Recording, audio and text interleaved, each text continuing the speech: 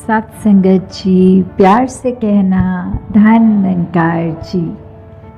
सभी का संदेश क्या था कि ये एक इंसान अपनी असली पहचान कर ले। ये आत्मा इस शरीर में है, पर ये शरीर को ही मान लेती है सच्चाई, जबकि सच्चाई तो ये है कि ये शरीर ने तो कुछ साल जीने हैं और फिर ये शरीर का साथ छूट जाएगा। पर इस आत्मा की यात्रा तो लंबी है। तो ये जो परमात्मा है उसको चाहे हम किसी भी नाम से संबोधित करें, जहाँ आस्था है, ये वही परमात्मा है जो एक कुरुक्षेत्र के मैदान में ये विराट स्वरूप के नाम से था, या ये अभी निराकार के रूप से इसको भगवान, अल्लाह, किसी भी नाम से हम जैसे आस्था रखते हैं, बुलाते हैं। पर ये मूल बात तो ये है कि ये आत्मा इस परमात्मा से आई है। ये जो मालिक है इसकी जानकारी प्राप्त की जा सकती है, और ये तभी हो सकता है जब हम ये अपना जीवन, इस की ये लड़ियाँ चल रही हैं जीवन की, ये सांसें हैं हमारे पास, तो ये संभव हो जाता है, क्योंकि जीते जी ही इसकी प्राप्ति होती है, इसको जाना जाता है। तो अभी वो सुनहरा अवसर हमारे पास है, नहीं तो जब ये सांसें ख़त्म हो जाएंगी, जब ये लगता है कि बचपन में कि अभी तो उम्र बहुत है, इसकी प्राप्ति बाद में कर लेंगे, ये भक्ति वाला जीवन बाद में शुरू करेंगे, फिर युवा अवस्था में भी ये टाल दिया जाता है अगर, तो ये भी कोई गारंटी नहीं है कि बुज़ुर्गी तक पहुंचना है कि नहीं पहुंचना, क्योंकि किसके कितने श्वास हैं ये तो किसी को भी नहीं पता। तो हर हाल में, हर पल में इस परमात्मा को जानने के बाद अगर इससे शुक्रिया करेंगे तो वो ही हर पल को हमारा सुनहरा बना सकेगा। कि कैसे हम अगर इंसान हैं, इस संसार में आए हैं, तो अपने जीवन को एक ऐसा रूप दें, एक ऐसी चाल चलें जो सच में एक मानव वाली चाल होती है। क्योंकि ये सिर्फ तन मनुष्य वाला है, तो भाव अगर ना हो, एक मानवीय गुण ना हो, ये एक ह्यूमन वैल्यूज़ ना हो, तो मनुष्य के तन में आए तो ज़रूर हैं, पर फिर भी मनुष्य नहीं है। अगर ऐसा होता कि हर इंसान जो इंसान बन के आया है, तो ग्रंथों में ये ना लिखने की ज़रूरत पड़ी होती कि मनुर्भव, कि मनुष्य बनूं, तो मनुष्य तो है ही। जैसे अगर कोई जानवर होता है, किसी कुत्ते को नहीं बोला जाता कुत्ते बनो, किसी बकरी को नहीं बोला जाता बकरी बनो, तो क्यों मनुष्य को कहा जा रहा है? क्योंकि बाकी सब जो भी इस संसार में है, इस प्रकृति का हिस्सा है, वो सब अपना कार्य बिल्कुल ठीक तरह कर रहे हैं। उसको इस मालिक ने जो कार्य करने बनाया है तो वो यही कर रहे हैं। सिर्फ इंसान ही है जो अपनी आंखें बंद कर लेता है इस सच्चाई से,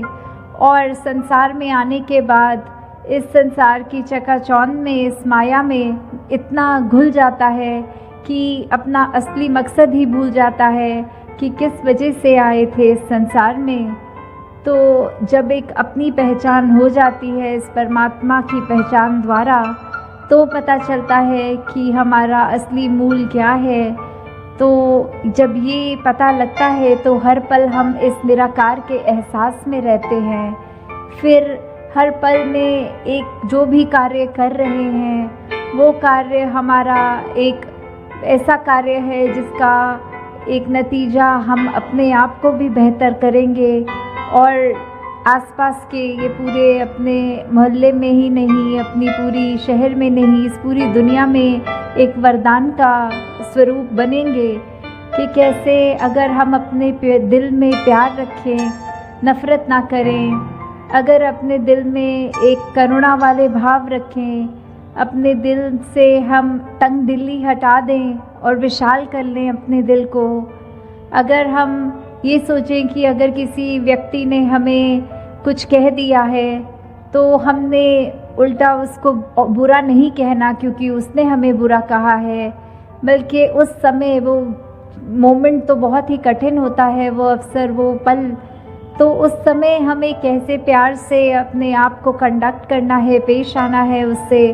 ये चीज़ तो हमें हर पल अपने अंदर जब ढालनी है, जब वो हमारा चरित्र ही बन जाएगा, तो ऐसे समय में भी हमें बिना किसी एफ़र्ट के, बिना कोई विशेष ज़ोर लगाकर ऐसा अपना स्वभाव का ये रूप निकलेगा, क्योंकि फिर वो जब एक स्वभाव बन ही जाता है, ये दिल में उस तरह से हम दूसरों का भी आदर करते हैं, दूसरों को एक बेनिफिट ऑफ डाउट देते हैं कि हो सकता है कोई उस समय उसके टेंशन चल रही हो, कोई परेशानी से गुज़र रहा हो, इसीलिए उस अगले व्यक्ति ने हमें कुछ ऐसा कह दिया। तो जब हम ऐसा सोच के हर बात को नज़रअंदाज करते हुए सिर्फ़ उसको प्यार ही देते हैं, तो हमारा जीवन वाक़ई ही एक मुबारक जीवन बनता है। कैसे हम ये देखें कि ये संसार में चाहे कोई किसी भी कल्चर का है, कैसा भी खाना खाता हो, कैसे वस्त्रों का एक सुंदरता से अपने शरीर को सजाया, कैसा भी वो एक भाषा का प्रयोग करता है, हमें उससे उस वजह से नफ़रत नहीं करनी क्योंकि ये हमारे जैसा नहीं है, बल्कि ये तो वो बात हो गई कि हर एक की अपनी खुशबू है, हर एक की अपनी सुंदरता है, हर एक से कुछ ना कुछ सीखा जाता है। तो ये यूनिफॉर्मिटी की तरफ ना जाएं, बल्कि यूनिटी की तरफ जाएं कि ये जो यूनिटी इन डाइवर्सिटी है कि कैसे हमने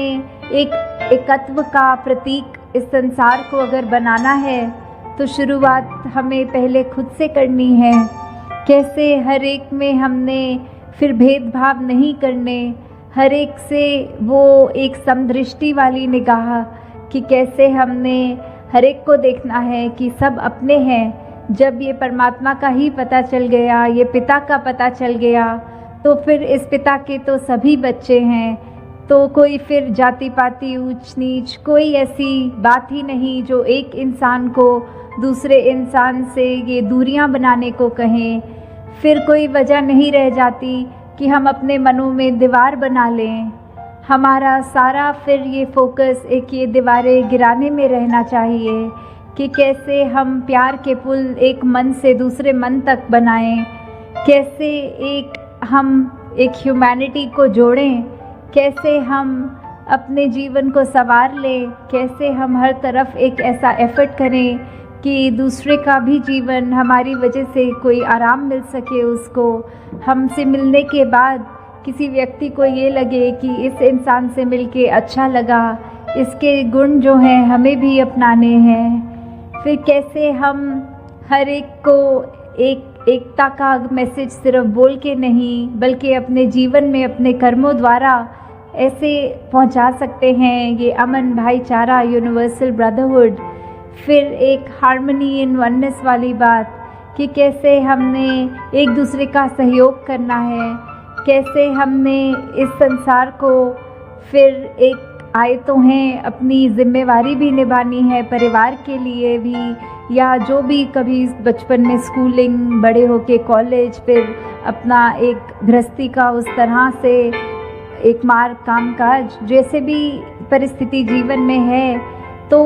वो सब तो करना है, वो तो ड्यूटी है, वो तो रिस्पॉन्सिबिलिटी है, ये तो हमारा कर्तव्य है, उसको ज़रूर निभाना है, पर इस दुनिया में खो नहीं जाना। ये सब करते हुए भी एक भक्ति भरा जीवन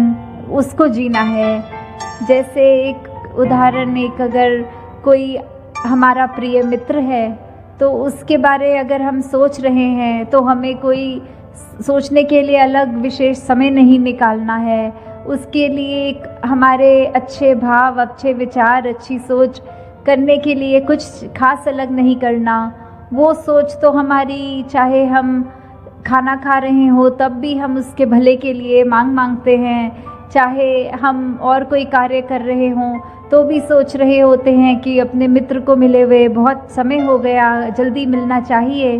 तो ऐसे करते हुए हमें ये अपने मित्र के लिए जो प्यार की भावना है, जो एक मगन है हम उसकी दोस्ती में, उसके लिए अलग समय नहीं निकाल रहे, अपने कार्य करते हुए उसको याद कर रहे हैं। वैसे ही जीवन में भक्ति को करते हुए कोई ख़ास समय नहीं निकालना।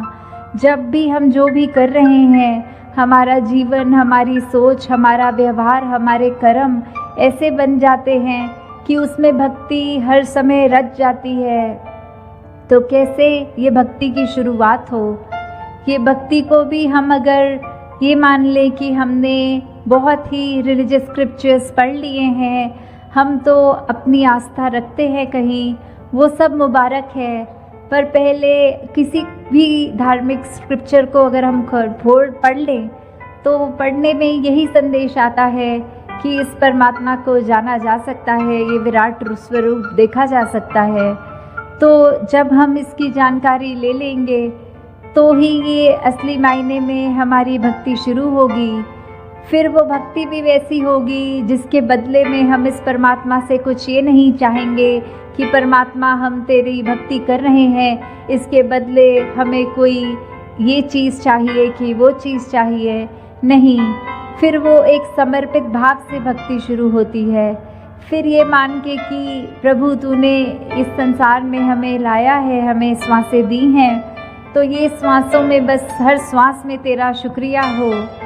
तो कैसे फिर हमारे स्वभाव में भी ये रहता है कि हम हर पल एक सुमिरन कर रहे होते हैं, किसी की भी सेवा करने से कतराते नहीं, और सेवा करते हुए भी भाव ये होते हैं कि हम किसी की मदद करके अपना नाम नहीं कमा रहे हैं, बल्कि ये मान के कि ये तो हमारा फ़र्ज़ ही है, ये तो हम कर ही नहीं रहे, परमात्मा ने एक बल बख्शा, नहीं तो उसकी कृपा है कि हम ये सेवा भी कर पा रहे हैं। और अपने आप को इस सत्संग से भी जोड़कर, क्योंकि जब सत्संग में आते हैं तो संतों की वाणी सुनते हैं, ये संत मति को अपनाते हैं कि संतों की सोच हमारी सोच बन जाती है। और युगों युगों से यही बात है, किसी भी संत की वाणी खोल के देख लें तो उसमें हर संत ने यही समझाया है कि अपने जीवन में ऐसे गुण लाओ जो कि एक प्यार की रगर पर हो, एक वो मार्ग हो, एक सत्य के मार्ग पर हो। और फिर जब हमारे हिस्से वो सत्य आ गया तो हमने अपना मुख तो उजला कर लिया, हमारे ऊपर वो रोशनी, वो कृपा इस ब्रह्म ज्ञान की हो गई। तो फिर वो हर एक तक पहुंचाने का जो जिम्मेवारी बनती है। तो ऐसे ही अगर हम अपने जीवन में सोचें कि हमें किस प्रकार का इंसान बनना है, वो सोच हमारी है, वो दातार ने हमको चेतनता बख्शी है, एक विवेक बुद्धि दी है। अब उसका उपयोग कैसे करना है वो हमें ही चुनाव करना है। और ये चुनाव अच्छी तरह सही तरीके से तभी होता है जब इस मालिक का एहसास हो मन में, क्योंकि फिर उस एहसास के साथ हम कोई कार्य करते हैं तो वो कार्य गलत नहीं होता, वो फिर सही होगा अपने आप। तो जैसे एक उदाहरण भी आ रहा है ध्यान में कि दो मित्र थे बच्चे, तो वो बच्चों ने, एक के पास बहुत खूबसूरत पेंसिल्स थी और दूसरे मित्र के पास बहुत ही सारी टॉफ़ियाँ थी। तो वो दोनों मित्रों ने बात करते हुए कहा कि ऐसा करते हैं, तुम मुझे अपनी सारी टॉफ़ियाँ दे दो और मैं तुम्हें अपनी पेंसिल सारी दे दूँगा। तो जब उन्होंने ऐसा किया तो वो एक मित्र जिसके पास टॉफ़ी थी, उसने एक टॉफ़ी वो छुपा कर अपनी जेब में डाल ली और बाकी उसको दे के बोला, ये लो मेरी सारी टॉफ़ियाँ रख लो। और जिसके पास पेंसिल्स थी उसने वो सारी पेंसिलें दे दी उसको, अपने पास कुछ नहीं रखा। फिर जब वो घर गए, रात हो गई, तो जो मित्र जिसने अपना सब कुछ दूसरे मित्र को दे दिया था, अपनी सारी पेंसिल्स दे दी थी, वो तो बहुत ही खुशी से सो गया कि मेरे को इतनी सारी टॉफ़ियाँ मिल गई हैं। उसने वो टॉफ़ियाँ खाई भी और आनंद भी लिया उसका। पर जिस मित्र ने एक टॉफ़ी अपने पास छुपाकर सारी पेंसिल्स दूसरे मित्र की ले ली थी, वो रात को ठीक से सो नहीं पाया, क्योंकि उसके मन में यही विचार थे कि दूसरे ने मेरे साथ चीटिंग तो नहीं करी, कहीं कोई सबसे सुंदर पेंसिल उसने छुपा तो नहीं ली। तो अगर हम ऐसे ही मन में भाव बनाएंगे कि हमारे पड़ोसी को हम चालाकी कर रहे हैं और उससे हम ये एक्सपेक्ट करें कि उसने भी आगे से की हो, तो ऐसे विचारों को दूर रखते हुए अपने जीवन से और ये पड़ोसी से मतलब सिर्फ वो नहीं कि घर के बिल्कुल साथ रहने वाला, ये तो हर एक को अगर वैसे देखें कि ये संसार में जहाँ हम रहते हैं हर कोई ही अपना है, हर कोई ही अपना पड़ोसी है, तो कैसे हर एक से प्यार करना है, हर एक से ये सोचते हुए कि हमने एक दूसरे के सहयोग से सहारा बनना है एक दूसरे का, हर एक के लिए एक दिल से उपकार करना है। तो ऐसी सोच को हमने जब धारण किया करना है तो ही वो एक असली रूप में एक शुभ सोच है, एक अच्छी सोच है, एक संतमति है। तो फिर वही बात कि अगर पड़ोसी से हम ऐसा नाता जोड़ें, ना कि ऐसा कि हमारे को उससे तकलीफ़ है तो हम उसको नुकसान पहुंचाएं। जैसे एक शायर ने भी बहुत अच्छा ये लिखा है, अरे ओ जलाने वाले ये तेरा ही था नशेमन, जिसे तूने फूंक दिया मेरा आशियाँ समझ के। कि पड़ोसी को तो ये लग रहा था कि उसने अपने पड़ोसी का घर जलाया है, पर वो चिंगारी ऐसे उसके अपने घर पे ही पड़ गई कि पड़ोसी के घर को तो नुकसान कुछ नहीं हुआ, उसका अपना ही घर जल गया। तो कैसे हमने अपने मन में ये भाव रखने हैं कि हम पड़ोसी के घर पे अगर लगी आग देखते हैं तो उसमें पानी बुझाने वाला काम करें, ना कि आग लगाने वाला। कैसे हमने मन में एक दया रखनी है हर एक के लिए, चाहे अपना हो बेगाना हो। और ये बेगानेपन का भी भाव तभी ख़त्म हो सकता है जब हम एक अपनत्व रखेंगे हर एक के साथ कि ये हर कोई इस संसार में हमारा है। तो किसी से फिर दिलों में ये दरारें नहीं आएंगी, ये दिलों से बस प्यार की भावना ही उपजेगी। फिर हम अपना एक रूप उसके आगे ऐसा रखेंगे कि हम आपकी सेवा करने के लिए ही इस संसार में आए हैं। तो वो भाव जब होगा तो असली रूप में हमारा जीवन एक संवर जाएगा। तो दासी आप सबका और ज़्यादा समय नहीं लेगी, अपनी वाणी को यहीं विराम देते हुए ये अरदास इस प्रभु परमात्मा इस मालिक से कि जो तो इसकी पहचान करके एक भक्ति मार्ग पे अपना जीवन शुरू कर चुके हैं, वो जीवन हर एक को मुबारक हो। और जिसको ये दात नहीं मिली वो भी ये दात को जल्दी प्राप्त करके अपने जीवन को संवार ले, क्योंकि यही एक असली धन है जो हमारे पास रहना है। ये जीवन काल में भी उपयोगी होगा और जब ये सांसें ख़त्म हो जाएंगी तो भी ये मोक्ष, ये मुक्ति इसी के द्वारा ही प्राप्त होती है। तो कितना भी हम इस जीवन में अगर धन जोड़ते रहें तो भी वो सिकंदर वाली बात कि इतनी दुनिया पे उसने राज करके इतना ज़मीन, इतनी जायदाद बना के भी खुद जब रवाना हुआ, ये रुखसत हुआ, तो भी हाथ तो खाली थे। तो हमें क्या करना है जीवन में, हमें किस तरह का धन जोड़ना है। एक मेहनत करके अपने घर परिवार को एक आराम देने वाली घर तो बनाना मुबारक है, पर एक स्पिरिचुअल जो धन है, ये ब्रह्म ज्ञान की दात है, इसको अगर झोली में नहीं डाला तो फिर ये हीरे जैसा जन्म है, कोड़ी के भाव गंवा रहे हैं, वो बात सच हो जाती है। तो दातार सभी पे कृपा करे कि ये असली जो कीमती चीज़ है, ये वस्तु है, जो मीरा ने भी कहा राम रतन धन पायो, कि ये जो धन है ये सभी के हिस्से आए। एक तो ही निरंकार जिस दे दिल निरंकार दा वासा, जग ना झूठा कर सके। सात संगत जी प्यार से कहना धन निरंकार जी।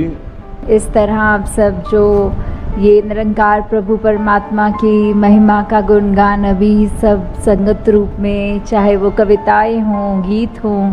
चाहे वो स्पीचेस हों, कोई भी भाषा का सहारा लिया गया हो बुज़ुर्गों की ज़ुबान से या बच्चों के या यंगस्टर्स के, तो वो मैसेज तो बस यही कि ये जो निरंकारी मिशन 90 वर्षों से पिछले जो आवाज़ दे रहा है कि अपनी रूह की पहचान कर लो, अपना असली पहचान वही है, ये शरीर नहीं है जो अपना असली पहचान है। और वो बात कि ये कैसे हम अपने आप को असली हमारा जो self realisation through God realisation की बात होती है कि कैसे असली हम क्या हैं, शरीर नहीं है तो क्या हैं हम,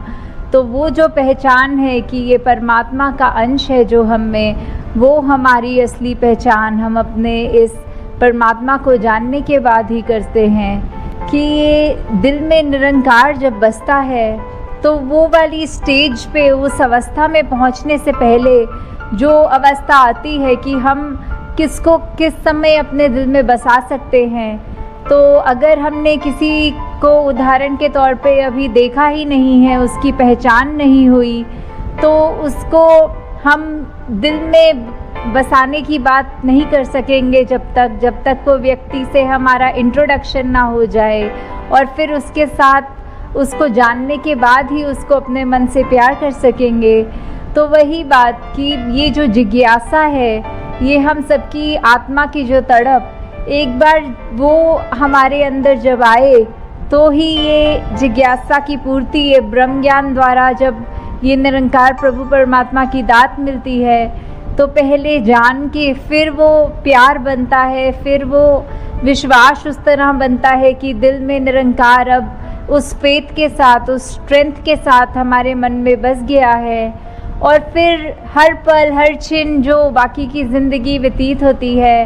वो सिर्फ़ और सिर्फ कर्म रूप में, शब्द रूप में, सोच रूप में इस निरंकार प्रभु परमात्मा को अपने साथ पल पल में ढालते हुए बन जाती है। और फिर वही बात जो आगे है कि अगर निरंकार दिल में है तो कोई भी किसी को झूठा नहीं साबित कर सकेगा, क्योंकि यही सच है, यही कायम दायम है, यही शुरू से है और इसका कोई अंत नहीं है। तो ऐसा निरंकार, ऐसा परमात्मा जब हमारे अंदर है तो हमारी सोच समझ हमेशा उससे कनेक्टेड होने की वजह से ना कोई ऐसा शब्द निकलेगा, ना कोई ऐसे कर्म होंगे जो हमारे लिए खराब हों। तो इसी लाइन में वही बात बाबा अवतार सिंह जी उस तरह समझाते हुए कि हम अगर निरंकार को अपने दिल में सही रूप में पूर्ण विश्वास के साथ रखेंगे तो हमारे ये सहज अवस्था, ये वो भाव कि हमें जीवन में कोई भी सिचुएशन हो उसमें हम सच हैं, क्योंकि हमने सच का साथ लिया है। हाँ जी। कमल रहे ज्यों जल दे अंदर, जल ना जूठा कर सके। तो ये जो कमल का उदाहरण देते हुए कि कैसे हम सब ने देखा हुआ है कि एक स्टैग्नेटेड वाटर में, एक वो कीचड़ की अवस्था में जहाँ मच्छर भी होंगे, वहाँ गंदगी की तरह रूप भी होगा, पर फिर भी वो कमल का फूल उस जगह ये नहीं डिसाइड करता कि यहाँ साफ नहीं है, ये कीचड़ है तो मैंने यहाँ नहीं खिलना। वो तो उस जगह में भी खिलता है, क्योंकि वही बात कि हम अगर जहाँ पे भी हों, हम अलग उस संसार की उस अवस्था में, चाहे हमारे आसपास कैसे भी सोच विचार के हों, पर हमने उनमें से अलग ऐसे रहना है क्योंकि हमारे पास ये ब्रह्म ज्ञान की दात है। तो हम सब में होते हुए भी सबसे न्यारे, वांग कमल तो न्यारा रहे वाली बात कि कैसे वो गंदगी में भी अगर कीचड़ है तो उसके ऊपर उस गंदगी का असर नहीं होता। हम भी संसार में कहीं भी विचरण करें तो भी उनके गलत प्रभाव अपने ऊपर नहीं डालना, बल्कि अपने आप को, अपने चरित्र को इतना अच्छा बना के रखना है कि हमारा जो ये अच्छा प्रभाव उन तक पड़े। हाँ जी। जिस दे मन दी जोत जगीए, दिल उसदा बेदाग रहे। तो ये मन में जब ये निरंकार का वासा हो जाता है तो अपने आप फिर वो बेदाग एक अवस्था वाली बात आ जाती है यहाँ, कि कैसे हमारे मन में सिर्फ जब वो प्योरिटी, वो फेथ और हमारा पॉइंट ऑफ व्यू हमेशा पॉजिटिविटी ढूंढता है, कुछ नेगेटिविटी नहीं ढूंढता, किसी की ख़राब चीज़ों पे ध्यान ना डाल के अपने आप को बेहतर करने की सोचता है। तो ऐसे जब हम स्थिति को प्राप्त कर लेते हैं, हमारा मन वैसा ढल जाता है, तो वो अपने आप बेदाग वाली बात कि जो ये निरंकार है, इतना पावन पवित्र बेदाग, जब हम ही इसके जैसे बन गए तो हम भी अपने आप, अपने किरदार में, अपने सोच विचार भाषा सब में हम वो एक प्योरिटी की तरफ, वो बेदागी की तरफ बढ़ते जाएं। और ये बात भी है कि एक दिन में ऐसा नहीं हो सकता, ये एक प्रोसेस है जो हमें धीरे धीरे हर दिन अपने इन जीवन के ये ह्यूमन वैल्यूज़ वाले पहलुओं को मजबूती देते चलना है। और उसी के साथ जुड़कर यही एक ही मात्र जो सच निरंकार है, जो ये स्थिर है, इसको कोई नहीं हिला सकता, वो उस मजबूती, उस पावर के साथ जब हम जुड़ेंगे तो अपने आप वो बेदाग हो जाएंगे। हाँ जी। ਦੁਨੀਆ ਦੇ ਵਿੱਚ ਹੱਸਦਾ ਰਸਦਾ ਦੁਨੀਆ ਤੋਂ ਬੇਲਾਗ ਰਹੇ। तो ये हम इस संसार में जब आए हैं तो वो भी जहाँ हमें अपने आप को ये स्पिरिचुअली एनलाइटनमेंट लेकर ये अपने आप का असली मकसद जब तक हम ये खोज रहे हैं, ये मिल रहा है यहाँ ब्रह्मज्ञान के द्वारा, तो साथ ही जो हमारे लिए ये ज़िंदगी है, ये जो जीवन है, हम किसी परिवार में जन्मे हैं, हमारा कामकाज या कोई भी जिम्मेवारियां जो घरेलू हैं, तो वो जब हम कर रहे हैं तो वो करते करते हमने, जो कि बहुत ज़रूरी भी है कि अगर शरीर है तो उसको खाना भी पहुंचाना है, तन है तो मेहनत करके तन को ढकने के लिए वस्त्र भी चाहिए, घर भी चाहिए। तो ऐसी जो हालत है, जो हमें सब सामान जो हमारे एक गुजरान के लिए है, उसमें हम कहीं अपना मन वस्तुओं से इतना ना जोड़ लें कि सिर्फ वो वस्तुएं हमको इतनी इम्पोर्टेंट लगें कि अगर निरंकार ने कभी वो एक भी वस्तु हमसे छीन ली तो हमारा मन इतना डामाडोल हो के इतनी वो डिप्रेसिव स्टेट ले ले। तो वो डिटैच्ड अटैचमेंट वाली बात यहाँ, कि हम जब निरंकार में ही हर समय खोए रहेंगे, वो उस लगन में लगे रहेंगे, तो दुनिया में जो भी चीज़ें हैं हमारे आराम के लिए हैं, ये बात जानते हुए हम वो चीज़ों से सिर्फ उतना ही जुड़े हैं जितना उनका इस्तेमाल है, उससे इतना ना जुड़ें कि उनका किसी दिन जीवन में ना होना हमारे को बहुत ज़्यादा एक परेशानी दे जाए। तो जैसे वही बात कि ये डिटैच्ड अटैचमेंट के इस स्टेट्स तक पहुंचना कैसे है, कि बात अगर हमारे को उदाहरण के तौर पे एक अगर कोई खाने की चीज़ बहुत ज़्यादा पसंद है और 1-2 हफ्ते हो गए वो खाने को नहीं मिली, तो जैसे ही वो हमारे सामने आए और हमें मन करे कि वो खा लेते हैं, ये तो बहुत अच्छा हुआ कि आज फाइनली वो चीज़ मिल गई। पर फिर भी अगर घर में कोई छोटा बच्चा हो और बोले कि उसको वो चीज़ खानी है, तो हम अगर तुरंत बिना ये सोचे कि ये मेरे को इतने समय के बाद मेरी मनपसंद चीज़ मिली है पर ये मेरा बच्चा खाना चाह रहा है, हम ऐसा ना सोचते हुए अगर उसको अपना वही खाने की वस्तु, वही प्लेट उसके आगे रख देते हैं और अपने मन में वो भाव भी नहीं आने देते कि कैसे हमको चाहिए थी, किसी दूसरे ने क्यों ले ली, तो वो डिटैच्ड अटैचमेंट की बात, कि अगर हमारे को चाहिए था, मिला तो भी ठीक, नहीं मिला तो भी उसमें अच्छा लगा, तो वो चीज़ कि खाना भी पसंद का फिर भी ना मिलना। तो दातार उस तरह हर एक पे ये कृपा रखे कि हम विचरण जहाँ पे भी करें, हमारा उस तरह ध्यान लगा, अगर मेहनत करनी है, इस दुनिया में आए हैं तो कोई उपलब्धि की तरफ अपना सपना बनाना, वो ड्रीम्स लेना, वो तो बहुत जाहिर सी बात है, पर निरंकार के आश्रय जितना ड्रीम लेंगे, जितना हम अपने मकसद की ओर जाना चाहेंगे, इसमें हमारी मेहनत की कोई कमी नहीं आए कि हमें अपना बेस्ट देना है, वी हैव टू गिव 100%। पर साथ ही वो अगर कार्य पूर्ण हो तो भी निरंकार की रज़ा, वो ना पूर्ण हो तो भी निरंकार की रज़ा। तो वही शुक्राना भाव कि हर स्थिति में ही बस दातार को पता है कि हमारे लिए क्या अच्छा है। तो वहाँ इस लाइन में वही डिटैच्ड अटैचमेंट की बात हो रही है। हाँ जी। जिस दे दिल विच इक्को वसिया सब नू वेखे एक निगाह। तो जैसे अगर हम कोई लाल चश्मा पहन ले या किसी भी रंग का पहन लें तो हमें सब कुछ एक उस रंग का ही नज़र आने लग जाता है, वो एक निगाह मिल जाती है कि फिर हमें अलग रंग नहीं दिख रहे, हमें वो एक ही रंग हर एक में दिख रहा है। हम फिर किसी को अगर इंसान को देख रहे हैं तो ये नहीं देख रहे कि इसका पहनावा कैसा है, ये कौन से स्टेट से आया है, कौन से देश से आया है, कौन सी जाति पाति या कितना फाइनेंशियली अमीर या गरीब या उस तरह के जो भी भेदभाव वाली बात आती है, कि फिर जब पता ही है कि ये एक नज़र का चश्मा कौन सा है, ये निरंकार का चश्मा, ये जब हमें हर एक में ही देख लिया निरंकार, तो सब हमारे लिए एक बराबर हैं। फिर वो ऊंच नीच के अपने मन से जो हमने दीवारें बनाई हैं वो भी ख़त्म हो जाती हैं। हमारा नज़रिया एक समान, एक समदृष्टि वाली बात वो आ जाती है। और वही हम जब तक निरंकार को अपने जीवन में, अपने दिल में बसा के रखेंगे, तो हम अपने आप को ऐसी गलतियों से भी बचाएंगे जिसमें हम अपने आप को दूसरे से ज़्यादा श्रेष्ठ मान रहे हैं, या अपनी प्रेफरेंसेस को ऐसा मान रहे हैं कि वही ठीक हैं, दूसरों की ठीक नहीं है। हाँ जी। संत चरण दी धूड़ी छोके मंगता भी हो जांदा है शाह। तो इसमें आप संतों की जो महिमा है उसका बयान है कि कैसे अगर एक व्यक्ति का जीवन अगर डामाडोल है भी, तो जैसे ही उसने ये संतों का आसरा लिया, संतों का तो युगों युगों से यही काम रहा है कि हर एक को ठीक मार्ग पे डालना, अपने आप की पहचान कराने के लिए, ये ब्रह्म ज्ञान के लिए जिज्ञासुओं को वो एक इनकरेजमेंट देना, वो रास्ता बताना कि कैसे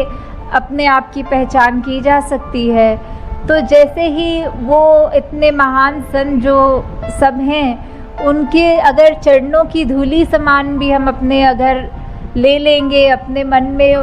अपने आप को इतना निमर करके कि उनकी धूली भी हमारे लिए जीवन तारने वाली बात कर रही है, तो वही बात कि कैसे जिसने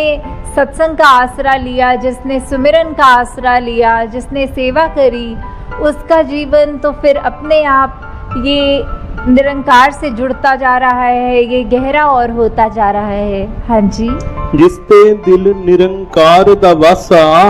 हुंदा नहीं हो बेसबर। तो अब संसार में कोई भी स्थिति अगर उस व्यक्ति के आगे आती है, जब वो पक्की तरह ये मन में निरंकार का विश्वास कर चुका है, संगतों का संग कर चुका है, तो फिर वो अवस्था आ जाती है कि मन में किसी तरह की बेचैनी नहीं रहती, वो अपनी सहज अवस्था को प्राप्त कर चुका होता है। तो हमें भी किस तरह वो सहज अवस्था में आना है, हमें बिल्कुल ऐसा कुछ भी ना मन में रखें जो बेचैनी दे, बेकरारी दे। तो वो कुछ भी हो, वही बात जो कुछ पंक्तियों पहले थी कि शुक्राने भाव में जब तक हम रहेंगे, ये अपने आप हम बहते चले जाएंगे इस निरंकार की बनाई हुई किसी भी अवस्था में, तो वही हमको बेकरारी, ये बेबसी, बेचैनी, ये सबसे दूर रखता है। क्योंकि एक गुरसिक कभी भी बेबस नहीं होता, ये गुरसिक की तो कभी भी किसी तरह की कोई मजबूरी नहीं होती। हमेशा गुरसिक यही अपनी एक स्थिति मन की बना चुका होता है कि ये निरंकार का दिया हमको जीवन का हर पल है, और ये एज इट इज़ ये सर आँखों पे, तो उसमें फिर अगर हमारे पसंद के हिसाब से भी कोई चीज़ नहीं हो रही, तो भी उसको हम उस सिचुएशन में तंग नहीं होते। हाँ जी। कहे अवतार हर हाल दे अंदर करदा रब दा शुक्र शुक्र।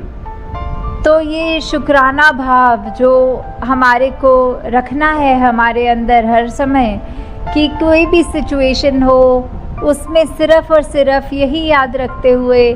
कि हमारा इस समय ठीक है, हम कोई अपनी परिस्थिति, कोई सिचुएशन को चेंज नहीं कर सकते। जो चेंज हो सकता है वो हम खुद हो सकते हैं, हमारे मन के भाव हो सकते हैं। जैसे अभी भी अगर इतनी गर्मी में आप सब आके बैठे हुए हैं, तो इसमें हम में से किसी का भी बस नहीं कि हम गर्मी को एक ठंडक में बदल दें। पर हाँ, हम इतना कर सकते हैं कि अपना थोड़ा थोड़ा देर में पानी पीते रहें। अगर कहीं से पंखे या अपने आप को झोल के हवा किसी तरह अपने शरीर का वो टेम्परेचर